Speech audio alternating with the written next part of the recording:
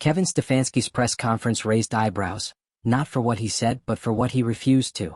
Asked directly about Shedeur Sanders standing on the Cleveland Browns depth chart, the head coach wouldn't confirm him as QB2. That one omission has since exploded into a full-blown controversy. Why the silence? And why now, when Sanders is among the most talked-about rookies in the NFL? While many see this as a developmental move, insiders suggest something deeper, a power struggle between visibility, legacy, and trust. And now, with the Cincinnati Bengals openly demanding a trade, it's clear that this situation isn't just a Browns issue anymore. It's a league-wide spectacle. If you're into the real story and all the messy twists they don't show on highlight reels, go ahead and subscribe. And if you're sticking around to see how this Browns QB chaos plays out, you should definitely be subscribed. What's unfolding isn't just about one player, it's about how the NFL handles high-profile talent when politics, race, and power dynamics collide.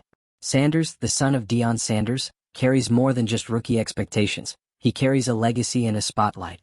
The Browns' hesitation to back him, despite a lack of clear quarterback succession, reads as more than caution. For the Bengals, this indecision looks like opportunity. If Cincinnati manages to pull off the trade, it could shift not only Sanders' career trajectory but also deepen rival tensions in the AFC North. This controversy cuts into the heart of what player development should look like in today's NFL, and who gets the benefit of patience. The Cleveland Browns might have just sparked the NFL's latest quarterback controversy, and no, it's not because of someone underperforming. It's because of someone not even being given the chance. Rookie quarterback Shedeur Sanders, one of the most talked-about names in football, has suddenly become the center of a bizarre standoff. And it all started with Browns head coach Kevin Stefanski refusing, point-blank, to confirm him as the team's QB2. Not naming your rookie backup might sound like a small detail. But in the world of professional football, especially in Cleveland's house of quarterback horrors, it's practically a headline on a billboard. The indecision has already ruffled feathers in the locker room and left fans genuinely baffled. And now, reportedly, the Cincinnati Bengals are trying to swoop in. Yeah, you heard that right. The Bengals want Shedeur and they're not being quiet about it. Why? Because from the outside looking in, it doesn't look like Cleveland trusts him. And if they don't want him, someone else absolutely will. The Bengals see value where the Browns see a maybe. And when you've got a quarterback pipeline as chaotic as Cleveland's, it's no surprise that people are starting to question everything from the franchise's leadership to its real motives. Is this about football? Or is it about politics, image, and control? Let's not forget, Shedeur Sanders didn't show up in the NFL as just another name on the roster. He's the son of Deion Sanders, Coach Prime himself. That last name alone carries gravity. But with it comes expectations, media attention, and opinions from every angle. So when Stefanski refused to publicly back him as the backup, it wasn't just a coaching decision, it was a signal. And the league noticed. Now, internally this has lit a fire. The Browns fanbase has questions. Players are reportedly confused. And NFL insiders? They're calling it what it looks like, a mess. A team that can't seem to stop tripping over its own feet when it comes to quarterbacks is once again tangled in controversy. But what's really pushing this story over the edge is that the Bengals, division rivals by the way, are now eyeing Sanders as a potential trade target. Not for a starting role necessarily, but as a valuable asset. Depth, development, a long-term plan. Things that Cleveland says they care about but clearly struggle to prove. The Bengals' interest isn't just opportunistic, it's strategic. If they can poach Sanders while the Browns are hesitating, it could tilt the scales in the AFC North. It's the kind of move that adds depth to their roster and chaos to Cleveland's already fragile QB room. And maybe that's the point. Because here's the uncomfortable truth. This isn't the first time Cleveland's front office has fumbled a quarterback situation. This is the same team that drafted Johnny Manziel based on vibes and chaos. The same team that cycled through more QBs in a decade than most franchises have in 30 years. Development has never been their strong suit. And that's what makes this situation different. Sanders isn't a wash-up or a risky wild card. He's a talented, high-potential rookie who should be learning, growing, and preparing behind the scenes. But instead, he's being dangled in the wind while the organization plays coy. Now let's be real. A rookie quarterback not being named the backup in his first year? Not unheard of. But this isn't about depth chart semantics. This is about clarity and trust. Stefanski's refusal to confirm Sanders as QB2 doesn't just raise questions. It practically invites them. Why bring him onto the active roster at all if you're not going to give him the room to grow? Why keep him out of the practice squad where at least the expectations are clear? Instead, the Browns seem to be hedging their bets, protecting themselves from backlash while denying Sanders the foundation every young QB needs. And that's where the speculation really ramps up. Some critics are calling this an image management play. That maybe, just maybe, the team doesn't want to deal with the media circus that inevitably surrounds anything involving Deion Sanders. Or worse, that they don't want to be seen caving to pressure by promoting a player with a famous last name and a massive social media presence. Others are pointing to something much deeper and far more troubling: racial bias. There's an ongoing, well-documented pattern in the NFL where black quarterbacks face sharper scrutiny, harsher criticism, and narrower developmental windows. They're expected to perform immediately, and if they don't, they're written off. And unfortunately, some analysts are now suggesting that Shedeur might be facing that same reality. It's a conversation the NFL has been avoiding for years, but the parallels are hard to ignore. Quarterbacks like Steve McNair, Donovan McNabb, even Patrick Mahomes, guys who needed time to evolve into superstars, were all scrutinized early on. And yet, they flourished under patience and proper coaching. The Browns, on the other hand, seem to be doing the exact opposite. By keeping Sanders in this weird limbo, not the practice squad, not the confirmed backup, they're not just stunting his growth. They're putting a target on his back. And let's talk about optics. The message this sends is loud: we don't trust you yet, but we'll keep you around just in case. That's not mentorship. That's a trap. Especially in Cleveland, where quarterback chaos is practically an annual event. If they really wanted to protect him, they could say that. Be honest. Say they're slow-cooking his development. But they won't. Instead, it's radio silence from Stefanski, vague statements from the front office, and mounting frustration from everyone watching. Meanwhile, the Bengals are watching, waiting, probably texting behind the scenes like, "Y'all done with him or nah?" And honestly, if Shedeur ends up in Cincinnati, that might be the best thing for him. It's a more stable franchise right now. Better leadership, less noise, and a QB room that could actually offer him mentorship and structure. He wouldn't have the weight of being a savior. He could sit, study, grow. And maybe that's what this all comes down to. Because at this point, the Browns don't look like they're protecting Shedeur, they look like they're sabotaging him. If you're drafting a player like Sanders, you better have a plan. And right now, it feels like Cleveland drafted the name without understanding the weight it carries. You don't bring in a high-profile rookie and leave him to twist in the wind while your head coach avoids confirming his role. That's not strategic. That's dysfunction. And it's not just about Shedeur anymore. This whole situation is exposing the deeper cracks in how teams treat young talent. How quickly they discard players who don't fit a narrow mold. How politics and perception still matter more than development. And how some franchises still don't seem to understand that quarterbacks aren't disposable. Cleveland's handling of this might go down as another cautionary tale, one of many in their long history of quarterback chaos. But what makes this different is how avoidable it was. Confirm the guy. Give him a clear role. Let him learn. Instead, they're sitting on a PR grenade while the Bengals wait to cash in. This isn't just about a backup QB slot. It's about accountability, development, culture, and whether the Browns are even capable of getting out of their own way. If the Bengals pull off this trade, it's going to sting. For the Browns, it'll be another self-inflicted wound. But for Shedeur Sanders, it might be the best thing that ever happens to him. Because sometimes the best way to grow is to get out of the shadow of dysfunction. So what do you think? Is Cleveland being strategic, or are they just fumbling the bag again? Should Shedeur stay and fight it out, or get the fresh start he might actually need? Drop your take in the comments, hit that subscribe button if you love watching teams unravel in real time, and stay locked in. Because this drama is just getting started. And here's the kicker. This entire situation is so Cleveland it hurts. The franchise has somehow managed to take a promising rookie quarterback, a golden opportunity to develop talent correctly for once, and turn it into a PR spectacle that's now bleeding into rival territory. You can't even make this up. Let's not forget how rare it is to have a player like Shedeur Sanders even available in your system. He's marketable, talented, and yes, connected. That last part? It shouldn't matter negatively, but it does. Because now, instead of focusing on his footwork or his game IQ or building rapport with the offense, the headlines are dominated by, "What's Cleveland doing with Shedeur?" and "Will the Bengals make a move?" This should be the time where he's soaking in the NFL playbook, learning behind veterans, and finding his rhythm at the pro level. But thanks to the Browns' organizational static, he's now stuck in a holding pattern that could derail more than just his rookie season. And you better believe this is not just bad optics, it's bad business. Because here's what's really at play: value. Every young QB is either an investment or a liability. That's how teams think. You're either building capital with them or you're draining it. So what's Cleveland doing? Right now, it looks like they're sitting on a valuable asset and slowly depreciating it. And all for what? Ego? Caution? Fear of headlines? The Bengals see it. The league sees it. Anyone who's watched Cleveland mismanage quarterbacks over the years sees it. And if you're a young player watching from the outside, why would you want to go there? The message is clear. Even if you have talent, even if you have the tools, if the organization can't handle the noise around you, they'll freeze you out before you even get a chance. There's also the question nobody in the Browns organization seems willing to answer. Why Shedeur? Why is he the one getting left in limbo? This is where the conversation turns more uncomfortable. Because when you start noticing the pattern of how black quarterbacks are treated, especially ones with high profiles, big personalities, or a public platform, it starts to feel less like coincidence and more like institutional habit. Shedeur isn't out here acting reckless. He's not on social media taking shots at the coaching staff. He's not stirring up drama.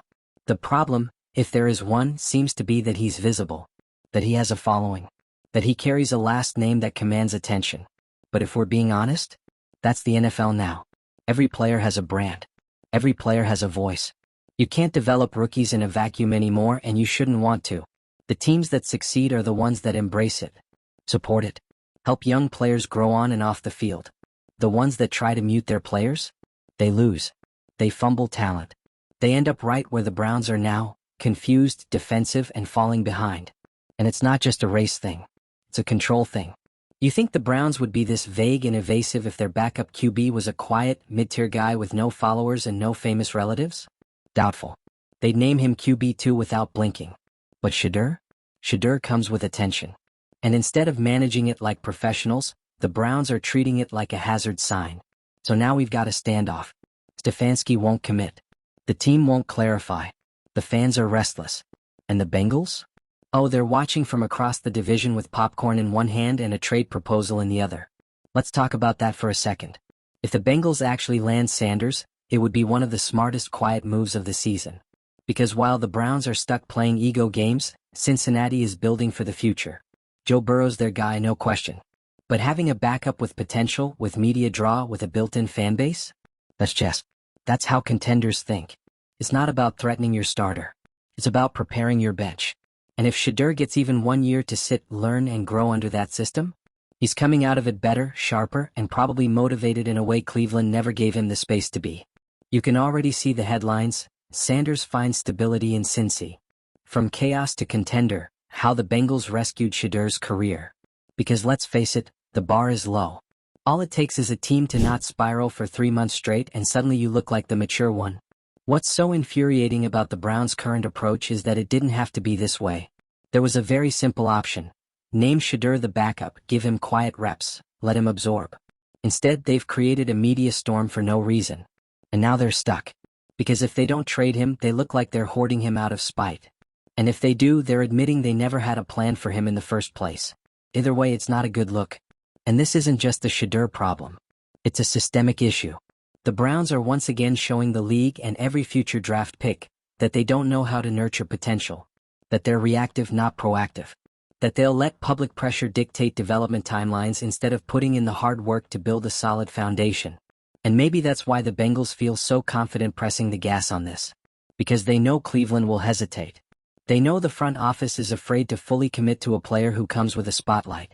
And in the NFL, hesitation is death. Every week that Shedeur sits in this undefined role is a week wasted. A week not growing, not practicing with purpose, not becoming the quarterback he could be.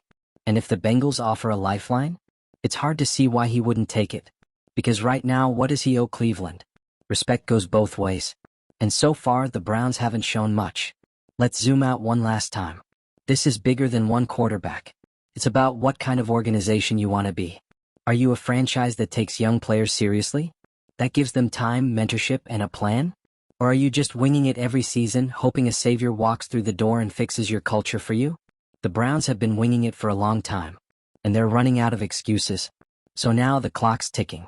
If the Bengals get their way, Shedeur's next chapter might not be in Cleveland at all. And if that happens, don't be surprised if he thrives. Some players need a change of scenery to unlock their potential. Some players just need one franchise to believe in them. Will it be the Bengals? Time will tell.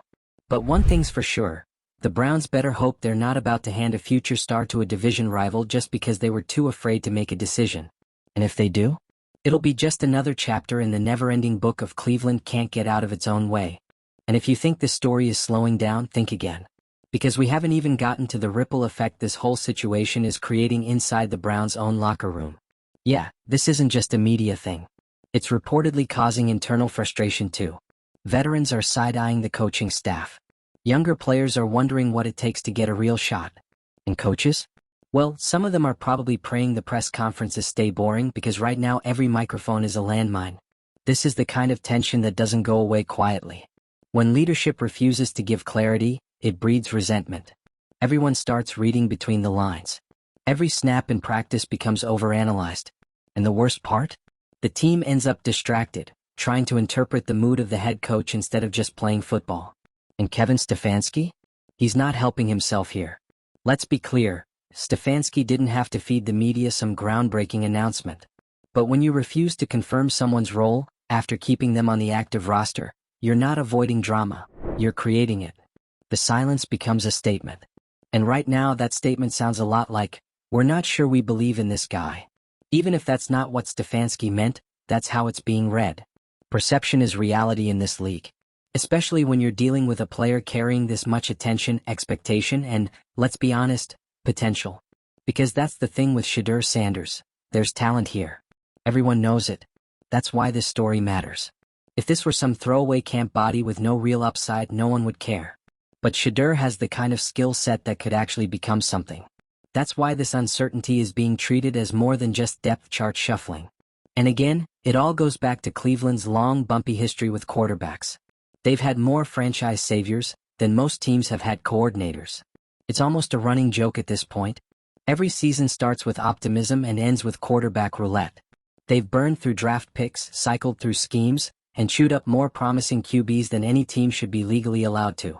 So now here they are again with another young, promising quarterback on their roster. And what do? They hesitate. They hedge. They keep the spotlight off him without explaining why. It's almost like they're afraid of developing a quarterback. Or worse, they don't know how. Because good franchises make decisions. Great franchises own them. They say, this is our guy. Here's the plan. Let's go. But Cleveland? They dabble. They flirt. They make just enough of a move to make it look like they're doing something, then freeze when the pressure hits. And what makes this especially wild is that it's not like Shedeur is asking for the starting job. He's not out here trying to leapfrog the veteran starter. All he wants, all anyone wants for him, is a defined role and a clear path forward. QB2. Not QB ? And let's not ignore the optics of this happening in the AFC North. This division is brutal. Every team is stacked. Every game matters. And guess what? Depth matters too. If your starter goes down and you don't trust your backup, good luck surviving in this division. So what's Cleveland's plan if they actually need a QB2? They won't say. And that's exactly why Cincinnati sees blood in the water. If there's one thing the Bengals have done right recently, it's building a competent infrastructure around Joe Burrow. A real system. Real weapons. Real coaching. They're no longer the NFL's punchline, they're contenders now. And they're smart enough to know that depth isn't just insurance, it's strategy. So while Cleveland's over here treating Shedeur like a political hot potato, Cincinnati is reportedly ready to say, we'll take him. We do have a plan. And how ironic would that be?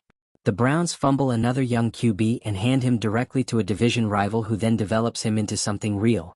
It's not just embarrassing, it's potentially damaging in the long run. Because if Shedeur becomes even a reliable backup in Cincinnati, that alone is a loss for Cleveland. And if he becomes more than that, oh boy, they'll never live it down. Because let's be real, if you're Shedeur, what are you thinking right now? You've done everything asked of you. You got drafted, showed up, kept your head down, learned the playbook, avoided controversy, and still the team won't even give you the dignity of a title. Not even a QB2 nod. No clarity. Just fog. At some point, it stops being about opportunity and starts being about respect. And that brings us to the conversation the league hates having, but needs to have. Because when you zoom out, the pattern becomes harder to ignore. How many young black quarterbacks have been boxed into the needs more time narrative? How many have been thrown into the fire with no protection, no system, and no patience, only to be labeled busts before they've even had a chance? And now here comes Shedeur, a kid with pedigree, poise, and actual skill. And instead of seeing a moldable future star, people are already questioning if he's too famous, too flashy, or too much of a brand.